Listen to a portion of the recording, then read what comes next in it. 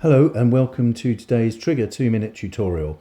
Today we're going to talk about the button properties window and specifically about the waveform display in the button properties window, which is displayed on several pages of the button properties window: the envelope page, the trim page, the loop and skip page, trigger syncs and jumps. These topics I'm all going to cover in future tutorials.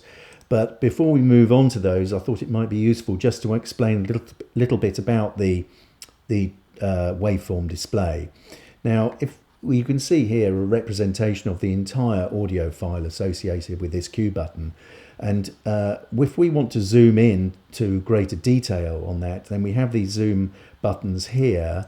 But as you can see, well, we can zoom into quite fine detail, but it's just zooming into the middle of the waveform, which is probably what we don't really want to do necessarily.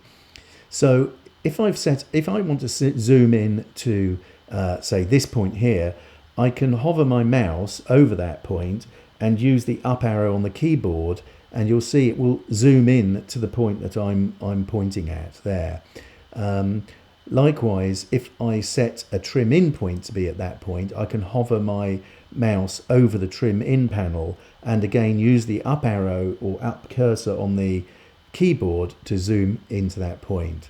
Likewise, I can do the same with my trim out. If I set a trim out point here, I can use my up arrow to zoom into that, and then you can see I've got much more detail for fine tuning or setting my trim out point.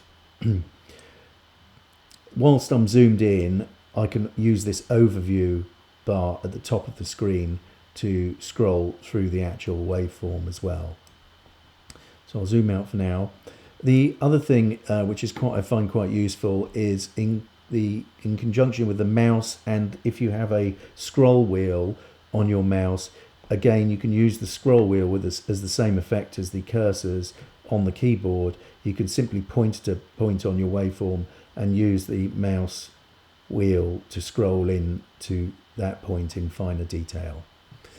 Okay, well that concludes today's tutorial. We'll be using those techniques in some of the up and coming tutorials, so I hope you'll join me for those, and until then, goodbye.